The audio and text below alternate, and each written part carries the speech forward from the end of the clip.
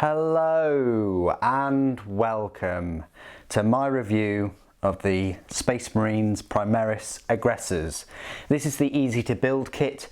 One of these kits will set you back £20, so you are saving £10 from buying the multi-part kit. It's worth noting that the multi-part kit, you get options for building the aggressors with the auto bolt storm gauntlets, all the flame storm gauntlets, and also the frag storm grenade launchers that come with the bolt storm gauntlets.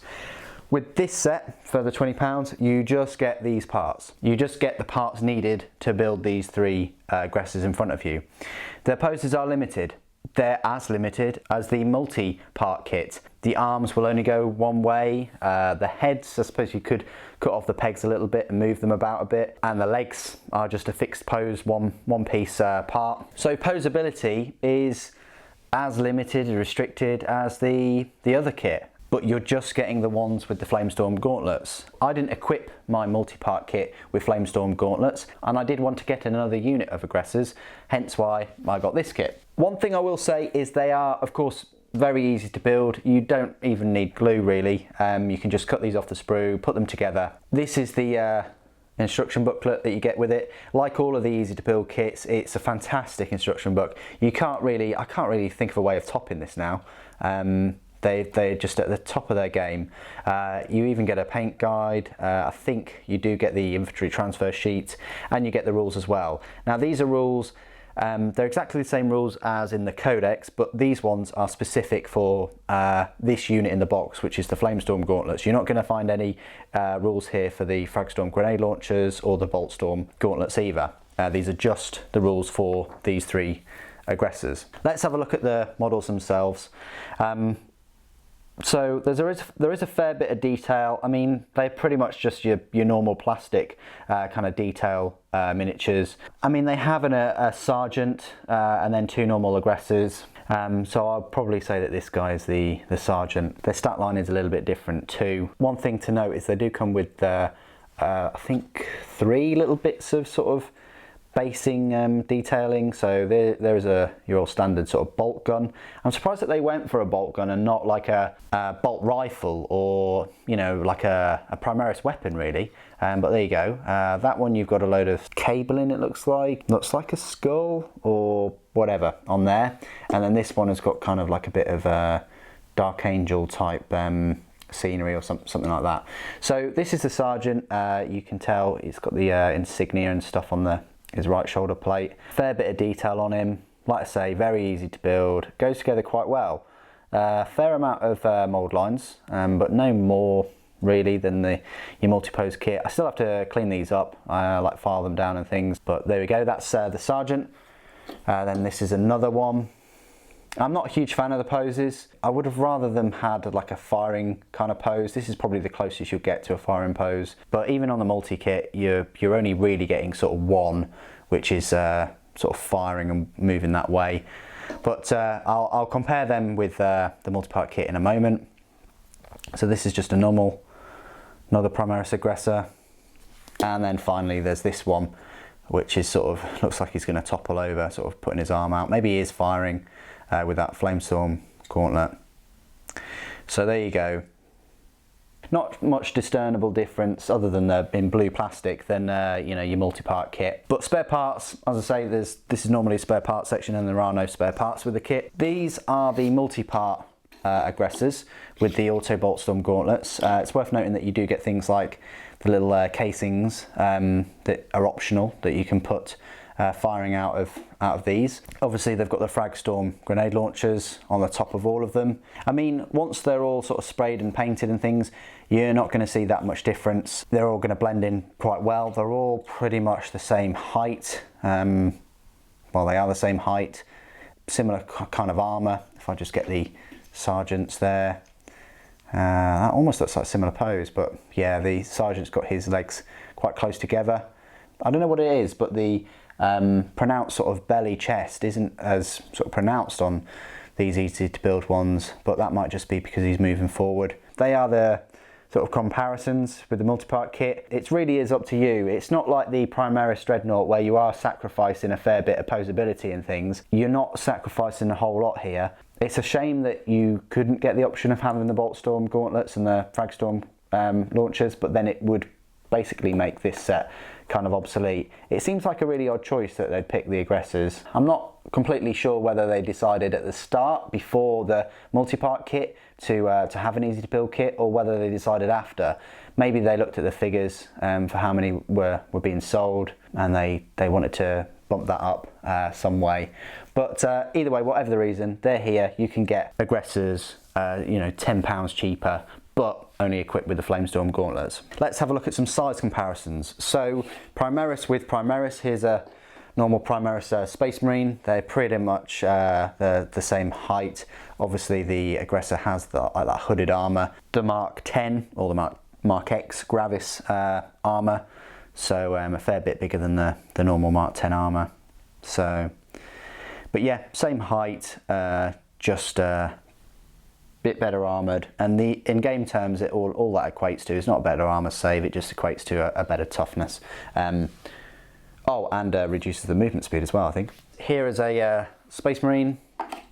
As you can see, it is a fair bit smaller than these Aggressors, so it does look a bit silly next to them, I suppose. I haven't got a Terminator on me, but I do have a Custodes Terminator, and yeah, they're smaller than him. So look at that. Only a little bit though. Only a little bit smaller. Maybe we'll get Primaris Terminators. Obviously, every sort of Terminator armor kit is very special and unique. So I'm not sure whether we will, but that just goes to show you the size with the Custodes. And then just next to a Dreadnought, actually, just a normal Space Marine Dreadnought. It's, I want to say 3/4 of the height, maybe a bit more than half height of a normal Dreadnought. So, yeah. And then if I just compare it finally to the Primaris Redemptor Dreadnought, yeah, they work quite well size-wise. They go pretty well with this Dreadnought. So if you were going to get both of these kits, then they're going to complement each other, you know, size-wise. I think this Redemptor Dreadnought is looking a lot more like a suit of battle armor, you know, a bit like Titanfall or something like that. But there you go. Hope that helps. So size comparisons out of the way. This is my part of the review where I will go through all of the rules. Now the rules do come with the models in the little booklet, but only for the Flamestorm Gauntlet versions. Unfortunately, they haven't yet figured out a way of putting the points, you know, like the competitive points cost in, but I will say that they do cost you 6 power points.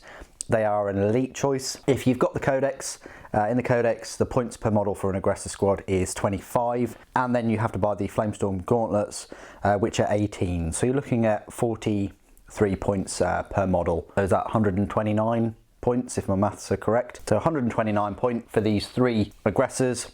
Not too bad. I'll go through their stat line. So you get the normal Aggressors or the Aggressor Sergeants. Their movement speed is movement 5 inches, weapon skill 3+, ballistic skill 3+, strength 4, toughness 5, wounds 2, attacks 2, leadership 7, and a save of 3+. This Sergeant differs slightly in the fact that he's got 3 attacks and a better leadership at 8. The weapons are the Flamestorm Gauntlets. Now you've got 2 profiles for these, a shooting attack and a melee attack. Now for shooting, their range is 8 inches, assault 2d6, so that's brilliant. So essentially you've got 6d6 from shooting all 3 of them. Strength 4, it's not that amazing. Damage 1, but it automatically hits its target. Say you get the world's best roll of 6 6s, that's 36 shots automatically hitting. They're only strength 4 though, but 36 is a good chunk. If you use them in melee, just like the normal Aggressors Boltstorm Gauntlets, their strength doubles their strength to 8, so times 2 strength. AP is -3, that's pretty decent. Damage D3, that's great. And then when attacking with this weapon, you must subtract 1 from the hit roll. That's not too great. So then you're hitting on 4+. And with 2 attacks, with a squad of these, you're going to be lucky if sort of half of them do actually hit. But when they do hit, that's going to be hitting them with a decent high strength, high AP, well high minus AP, and a good lot of damage. Their abilities, they have And They Shall Know No Fear, so you can re-roll failed morale tests for the unit. Firestorm, models in the unit can fire twice if they remain stationary during their turn, including when firing Overwatch. And Relentless Advance, they do not suffer any penalty to their hit rolls for advancing and firing assault weapons. So that's great. So that means that they can move and shoot those Flamestorm Gauntlets, even though they are assault weapons anyway. They can fire their Flamestorm Gauntlets as they're moving, but also I think Overwatch and remaining stationary could be horrific. Like I say, you get the world's best roll, and this 36 suddenly becomes 72 hits. There's not a lot of things in the game that will be able to withstand 72 automatic hits. That's going to wipe out an awful lot of models if you get those sort of perfect rolls. But anyway, so shooting, it's very close range at that 8-inch, or using them with Overwatch, or they remain stationary. And melee, they're going to pack a punch, but they do have the normal save of 3+. They don't have an invulnerable save. However, 2 wounds is pretty nice, and toughness of 5 is going to keep them in the game a bit more. Their other downside is they're only movement 5 inches, so you're going to have a nice delivery method, but that could be in the form of the repulsor tank, which is a fantastic Primaris transport anyway. You could pretty much fit 5 of these aggressors in one of those, or 4 and a captain in Gravis armor, whichever takes your fancy. So how are you going to deal with these guys on the battlefield if you face them? Well, weight of fire is going to wear them down. You just got to be wary of that toughness 5. Save of 3+ is pretty good. So weight of fire will eventually whittle them down. There's only 3 of them, and they only have 2 wounds each. Long range, high strength weaponry would work. You don't want to be in their danger zone of sort of 13 inches or so. So their movement of 5 inches, and then their flamer weapons of 8 inches. You don't want to be, so you want to keep your distance of 20 inches or more away from them, and just whittle them down with weight of fire, high strength weaponry,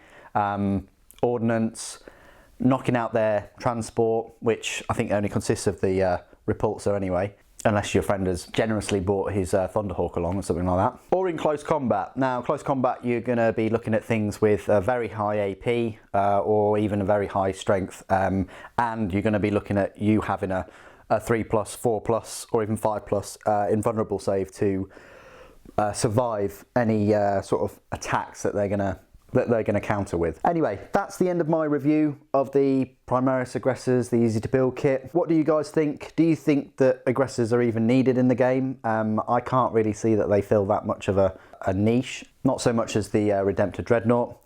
But what do you guys think of the kit and the models? Please do put it in the comments below as always. Thank you ever so much for joining me today. Thank you for watching. The Emperor protects.